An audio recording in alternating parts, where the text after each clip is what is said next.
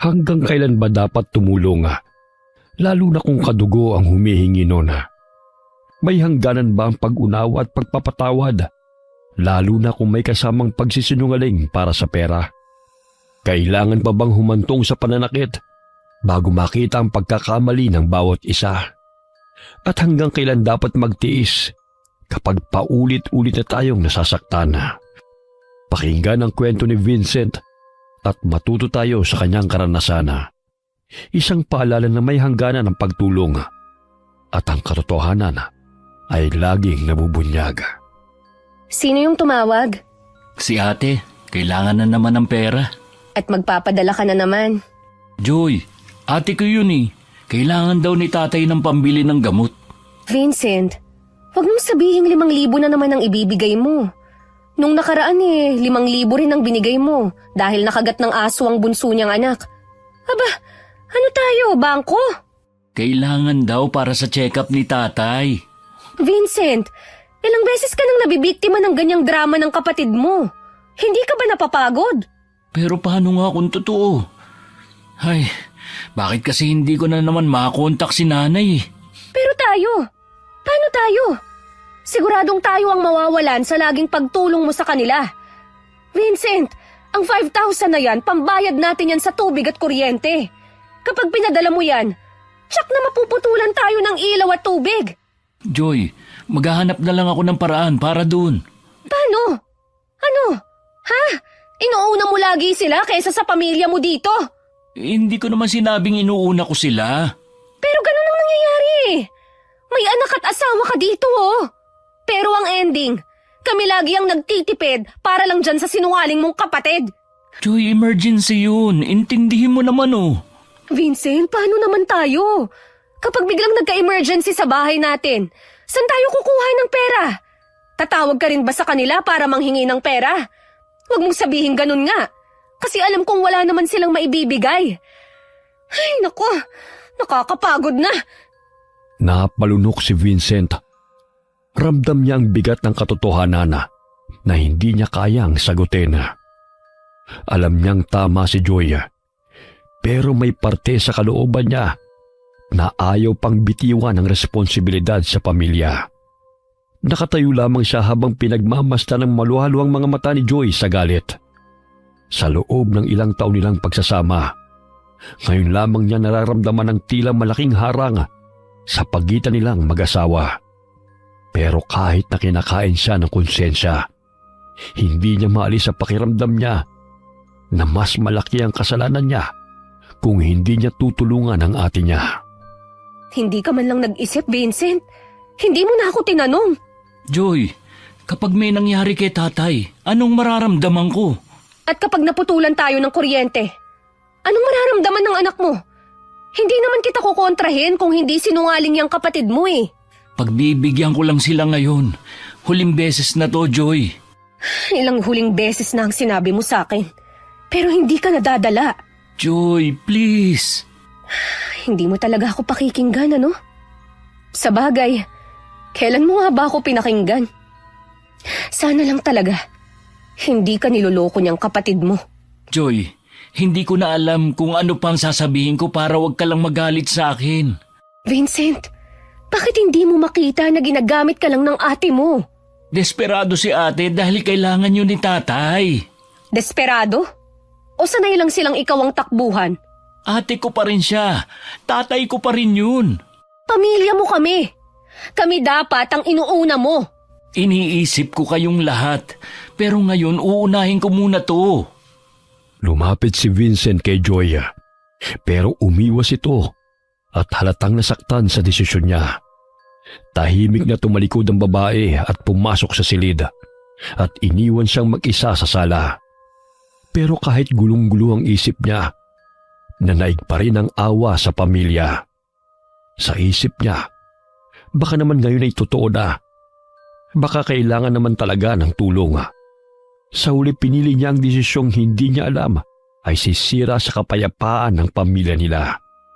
Makalipas ang 2 araw, ay muling nakatanggap ng tawag si Vincent galing sa ate niyang si Adelpha. Vincent, pasensya na kung nakakaistorbo na naman ako Ate, Ano na naman yan? Kailangan ng dagdag na pera para sa gamot ni tatay. Wala na talagang natira dito. Akala ko ba naging maayos na si tatay na nagpadala ako para sa gamot niya? Hindi pa. Kailangan na nga niyang ma-check up ulit. Bahagya kasing lumala ang sakit niya. Tsaka sabi ng kapitbahay namin na nurse, kailangan niya talagang matest. Anong test? Laboratory test siguro at iba pa. Basta sabi ng kapitbahay namin, kailangan daw ng pera. Nasan ba siya? Kakausapin ko. O kaya si nanay? Nasa bahay na ako Kakauwi ko lang galing doon. Napatigil si Vincent sa gitna ng sala. Parang may malamig na dumaan sa batok niya. Pakiramdam niya'y naulit na naman ang parehong eksena. Gusto niyang magtanong pa. Gusto niyang magduda. Pero parang napagod na ang isip niya. Sa bawat paghinga, mas ramdam niyang bigat ng responsibilidad na hindi niya naman ginusto, pero patuloy niyang pinapasan dahil sa salitang pamilya. Ate, magkano na naman ang kailangan? 5,000, Vincent, para sa check-up at laboratory test ni tatay. 5,000 na naman? Alam kong malaki, pero tatay natin to. Ate, kapapadala ko pa lang nung nakaraang araw para sa bunso mo at sa gamot ni tatay. Oo nga, pero anong magagawa natin? Naaawa ako kay tatay. Hindi ba pwedeng ikaw naman munang... Ay, wala akong pera. Alam mo naman yan, di ba? Tsaka wala na mga asahan sa iba pa nating kapatid. Maawa ka naman kay tatay. Ate, wala na talaga akong pera ngayon. Kahit manghiram ka muna, Vincent. Babayaran ko rin yan. Ate naman. Please, ikaw lang ang maaasahan ko. Ikaw lang ang inaasahan ni tatay. Hindi ko alam kung saan ako manghihiram ng pera. Ang dami ko nang ang utang eh. Kahit kanino, Vincent. Para lang kay tatay. Sige na. Ay sige, maghahanap na lang ako ng paraan. Nang matapos ang kanilang pag-uusap, ay hindi na siya nag-isip pa. Kinuha niya ang cellphone at naghanap ng matatawagan na. Nahihiya man, pero sinubukan pa rin niyang kapalan ang mukha niya sa ilang kaibigan na. Hanggang sa merong naawa at nagpautang sa kanya. Nang mabuang halagang hinihingi ni Adelpha, ay hindi na siya nagdalawang isip. Para sa kanya, mas mabigat ang konsensya kaysa sa utang. Sa isip niya, mababayaran din naman ang pera. Pero ang buhay ng tatay nila ay hindi. Sino na naman yung kausap mo? Kaibigan ko. Nakausap ko kasi si ate. Sabi niya kailangan ulit ng pera ni tatay. At manghihiram ka ng pera para lang may maibigay ka? Kailangan daw ulit madala si tatay sa doktor. Parang mas lumala daw ang ubo at lagnat niya. Magkano na naman ngayon ang hinihingi ng kapatid mo? 5,000 na naman daw. Vincent! Wala na tayong pera. Oo, kaya nga nangutang muna ako, Joy. Alam mo bang naputulan na tayo ng kuryente kanina? At bukas, sigurado pati tubig ay puputulin na rin. Pasensya ka na. Tiisin na muna natin. Kaya natin to. Ilang beses mo na bang sinabi yan sa akin? Hindi ko na mabilang. Babawi ako sa inyo. Pangako yan. Kapag gumaling si tatay, kayo na ang uunahin ko. Hindi pa nga ako ang kailangan dito, Vincent. Pero pamilya ko rin sila. At kami, ano? May pangangailangan din kami. Hindi ko kayo pababayaan. Nahahanap na lang ako ng paraan. Sa ngayon, padadalang ko muna sila para matapos na. Bahala ka na. Joy! Pagod na ako, Vincent. Paulit-ulit na lang eh. Hindi ko gustong ganito tayo. Pero paulit-ulit mo pa rin silang inuuna. Para naman kay tatay ito eh. Sana nga totoo. Hindi ko man hinihiling na sana nga may sakit si tatay. Pero sana lang, hindi ka na naman niloloko ng ate mo. Ilang beses na to, Vincent. Pag nagkataon, huwag mo kong sisisihin. Sa kabila ng sinabi niyo ng asawa niya, ay wala pa rin itong nagawa nang ipinadala niya ang pera. Pagkatapos ay naghintay si Vincent ng balita. Ilang oras na pero walang tawag at kahit na anong mensahe. Sinubukan niyang tawagan ang ate niya, ngunit hindi sumasagot. Binundol ng kaba ang dibdib niya. Napaisip siya, kung totoong emergency, dapat may update. Doon nagsimulang pumasok ang takot, hindi para sa tatay nila, kundi para sa sarili niyang katangahan. Naghanap si Vincent ng ibang numerong pwedeng tawagan sa probinsya. Nanginginig ang kamay niya habang tinatype ang pangalan ng pinsan nila na hindi niya alam kung ginagamit pa ba nito ang numerong yun. Sa loob niya, umaasa sang sana mali ang iniisip niya hanggang sa nagringa ang kabilang linya. Hello? Vincent? Hello, Bong. Kumusta dyan? Okay naman, bakit?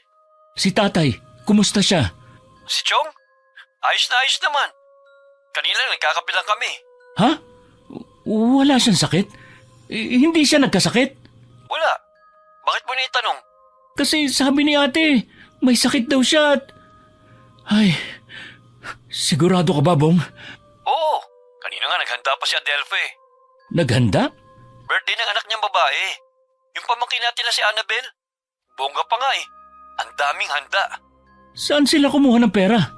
Ewan ko. Pero nakita ko siya namimili ng panghanda nung Sabado ng hapon.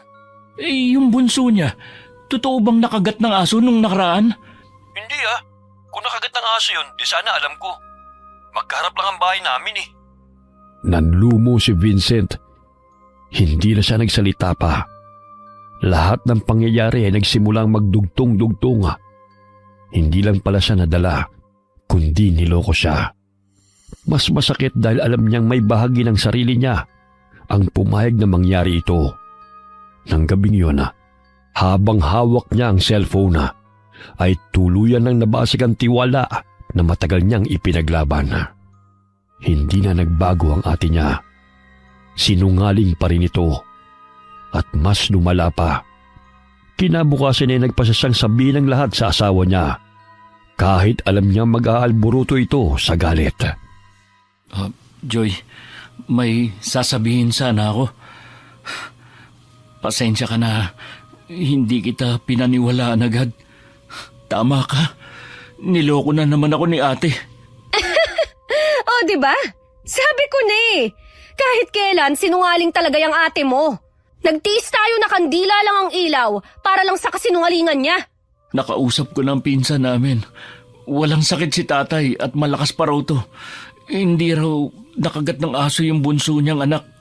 Lahat yun gawa-gawa lang ni ate. Ay, nako. Naniwala ka pa rin kasi sa kanya kahit ilang beses na kitang binalaan. Hinaamin ko, kasalanan ko lahat. Nagtiwala ulit ako kahit ilang beses na ako niloko ni ate. Hindi lang perang nawala sa atin, Vincent. Alam kong patitiwala mo sa akin na wala na dahil kay ate. Bakit ba kasi hindi ka tumatawag sa nanay mo? May cellphone naman siya, di ba? Hindi ko nga makontak eh. Baka may ginawa na naman si ate para mawalan ako ng kontak kay nanay para hindi mabisto ang mga kasinungalingan niya. Nanatiling nakatayo si Vincent sa harap ni Joya. Parang batang nahuli sa sariling kasinungalingan. Hindi na siya naghanap ng dahilan. Hindi na siya nakipagtalo. Sa unang pagkakataon, hinayaan niyang gumuho lahat ng depensang matagal niyang inilaban. Tumingin siya sa mga mata ng asawa at doon niya nakita ang pagod na matagal nang kinikimkim. Hindi galit, kundi pagkasira. Isang katahimikan ang namagitan sa kanila. Mas mabigat kesa anumang sigawan. Walang akusasyon, walang luha, ngunit bawat segundo'y tila humihiwa. At sa loob ng katahimikang yun, ramdam ni Vincent na may nabasag. Isang bagay na kahit anong pagsisisi ay hindi na muling mabubuo. Uuwi tayo sa probinsya.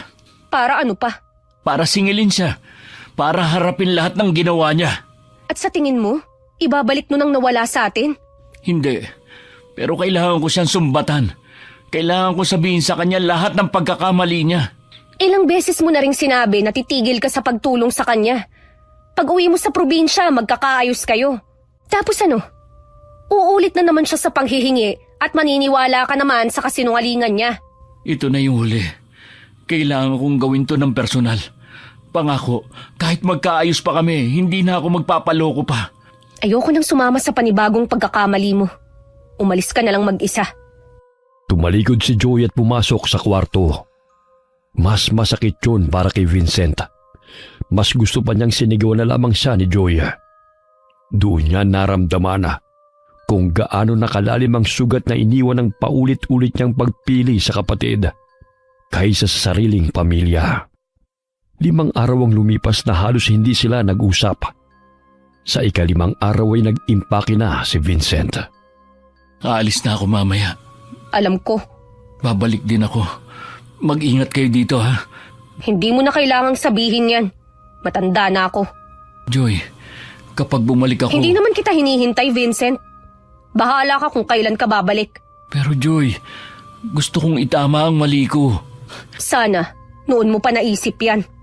Hindi na to mauulit. Pangako. Hindi mo na kailangang mangako.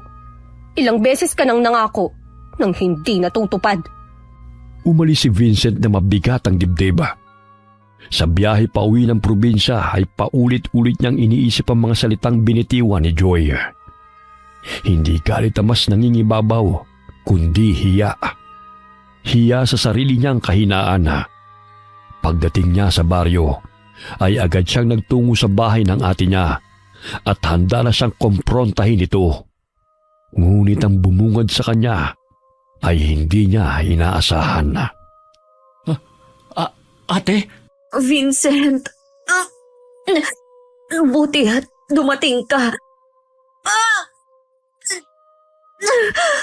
Sobrang sakit ng katawan ko. Ano yan? Bakit ganyan ang suka mo, ate? Diyos ko, parang mga bulati na gumagalaw. Vincent,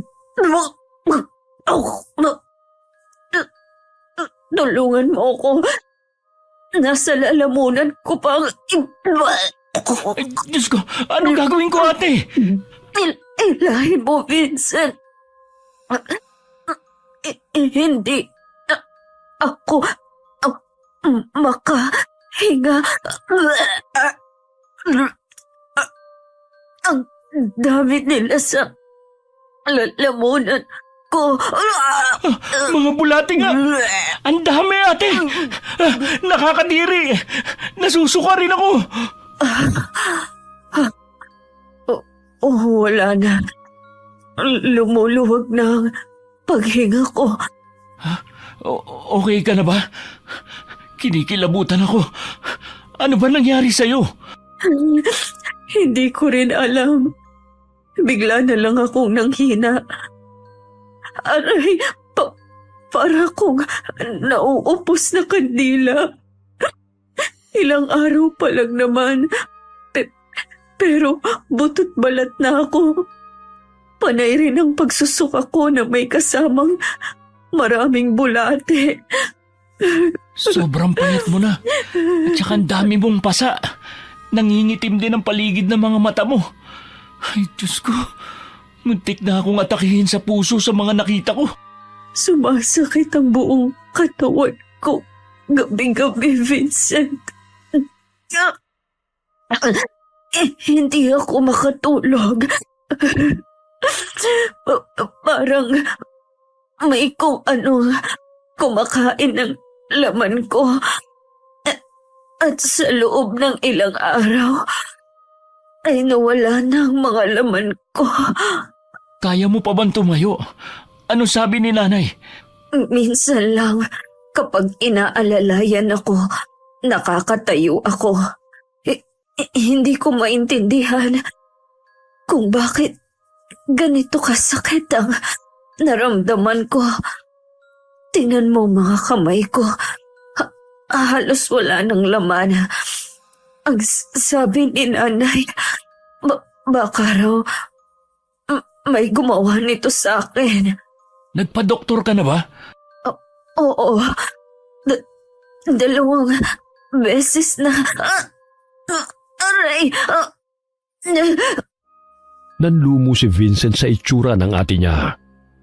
Nanginginig ang butot balat nitong mga kamay. Pagkatapos sumuka, ay naging maayos ang paghinga nito.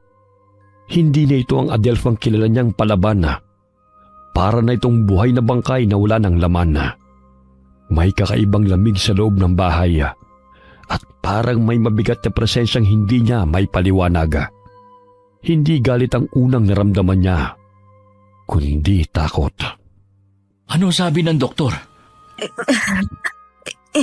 Hindi malinaw kung anong sakit ang dumapo sa akin.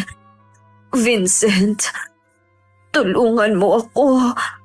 Nanghihina ng katawan ko.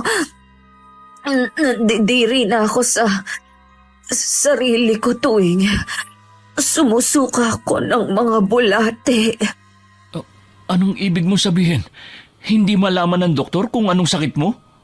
Normal daw lahat ng test. Kaya hindi pa nila matukoy. Sa ngayon, pinag-aaralan pa nila ang sakit ko. Normal, pero bakit ka nagkaganyan?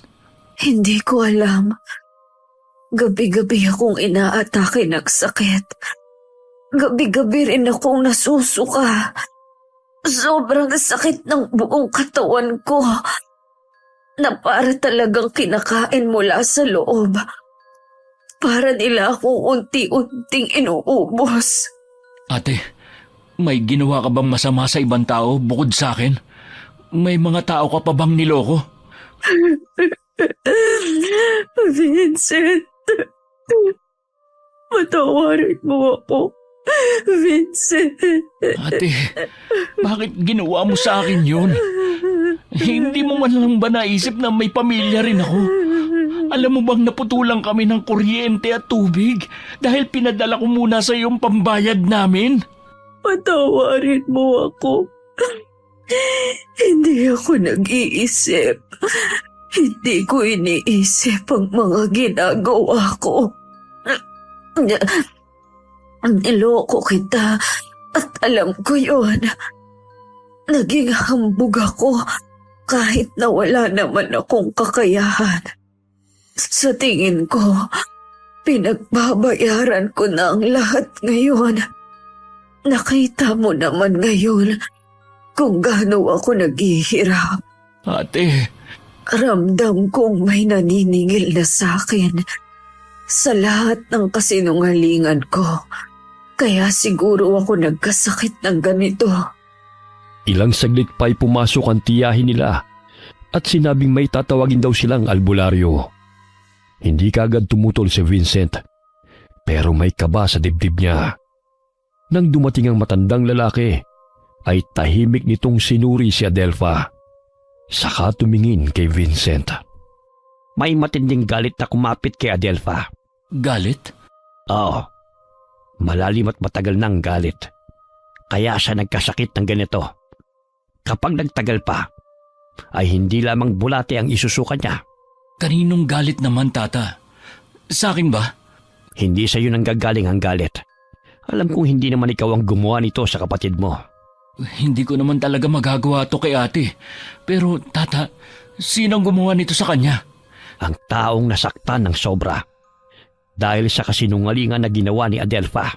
Sabihin niyo na ng diretso, tata. Base sa ritual na ginawa ko sa kanya, ang asawa mo nagpapahirap sa iyong kapatid. Ano? Si Joy? Pero kilala ko siya. Hindi niya gugustuhin manakit ng kahit na sino.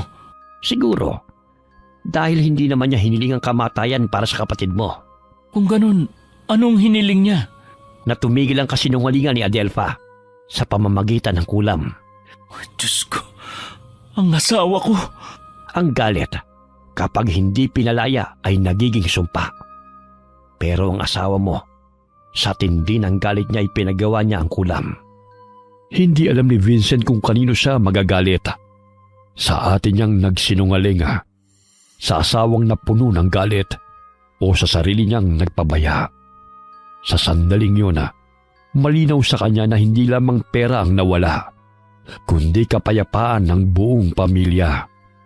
At alam niyang ang huling bahagi ng kwento ay hindi matatapos hanggat hindi niya hinaharap si Joy. Napaupo si Vincent sa gilid ng kama ni Adelpha. Hindi pa rin siya sanay makita ang ate niya sa ganitong kalagayan at halos walang bakas ng dating tapang. Lalo na nang muli itong sinumpong ng sakit at pagsusuka ng maraming bulate. Sa dibdib niya, halo-halo ang awa, galit at pagsisisi ang nararamdaman niya. Kinabukasan ay hindi niya inaasahan ang dumating. Vincent, Joy, bakit ka nandito? akala mo ba nakakatulog ako ng maayos habang alam kong may nangyayaring ganito? Joy, bakit mo ginawa? Alam ko na lahat, pero hindi ako galit sa'yo. Naiintindihan kita. Asawa mo ako, Vincent. Magagalit ako, masasaktan. Pero sa huli, pipiliin ko pa rin ang makakagaan sa loob mo. Alam kong hindi ikaw ang klase ng babae na kayang manakit ng kahit na sino. Kung hindi dahil sa akin, hindi mo papasukin ang ganito. Pero nagawa ko na eh. Kaya gabi-gabi akong tinutugis ng konsensya ko. Kaya ako nandito at sinundan ka. Kasama ko ang anak natin. Nandun siya kay nanay at tatay. Joy, dumating ka. Ako nga, Salamat sa pagpunta. Kahit alam kong wala akong karapatan na kausapin ka. hindi ako naparito para pag-usapan ng mga ginawa mo sa asawa ko. Nandito ako dahil may kailangan akong tapusin. Alam kong kasalanan ko ang lahat. Hindi ko na mabilang kung ilang beses akong nagsinungaling. Kaya hindi kita masisisi sa ginawa mo. Hindi lang pera ang kinuha mo sa amin. Kinuha mo ang katahimikan ng pamilya ko. Alam ko at araw-araw akong sinusundan ng balik ng kasinungalingan ko.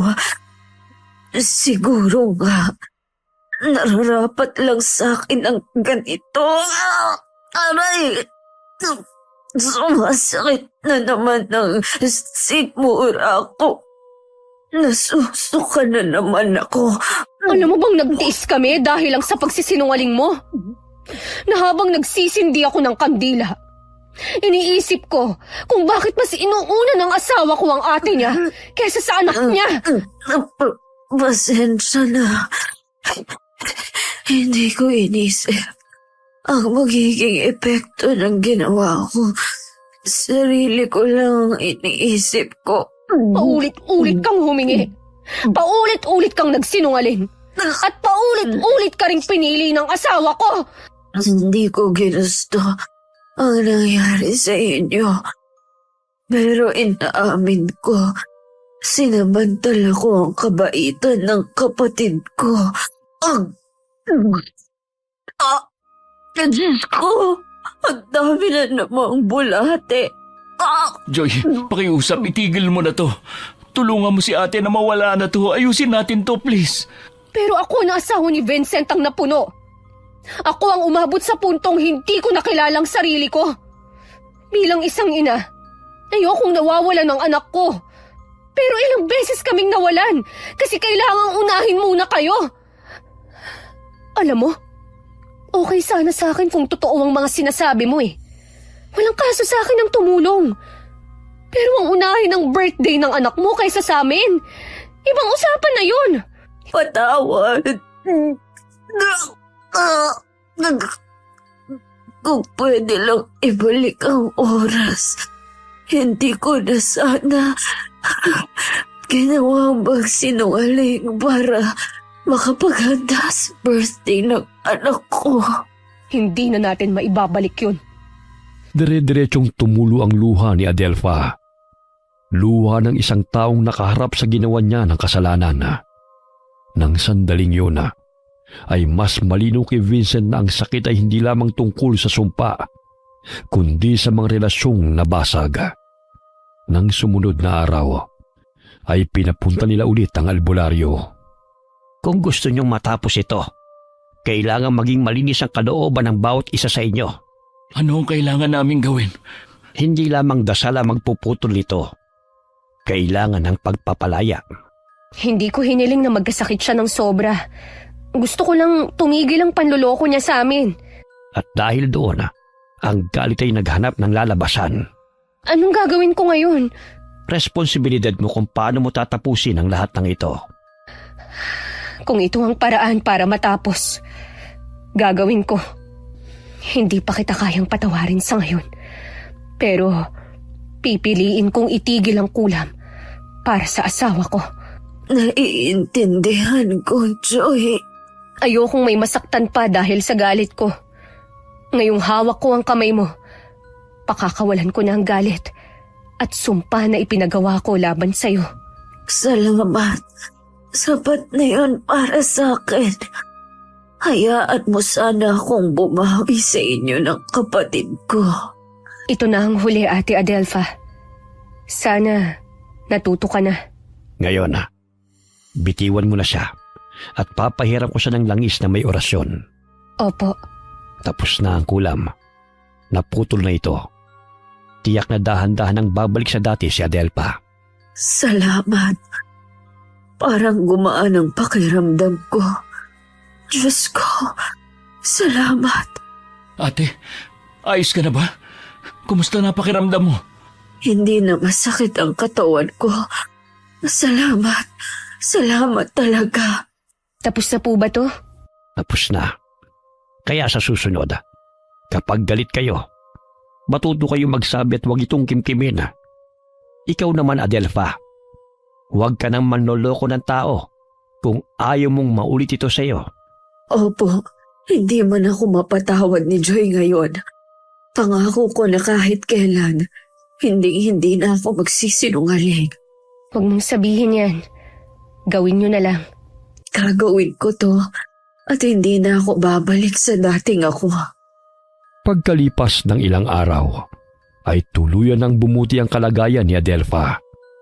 Bumalik ang sigla nito, kasabay ng tahimik na pagbabago. Nang umuwi sina Vincent at Joy sa lungsod, ay magkatabi silang bumiyahe. Parehong pagod, pero mas magaan ang pakiramdam. Salamat sa pagsunod mo sa akin. Hindi kita sinundan. Hinarap ko lang ang kailangan kong harapin. Pangako, hindi na kita ilalagay sa ganitong sitwasyon. Sana, totoo na yan, Vincent. Pangako, lagi ko na kayong uunahin. Sana, sa pagkakataong ito, tuparin mo na ang pangako mo. Ang kasinungalingan ay hindi kailanman nananatiling lihim. Darating at darating ang balik nito. Ang galit na kinikimkim ay unti-unting sumisira. Hindi lamang sa kapwa, kundi higit sa sarili. Hindi lahat ng sugat ay naghihilom sa kapatawaran. Ngunit may mga sugat na gumagaling kapag hinarap ang katotohanan at tinanggap ang pananagutan. Wakas.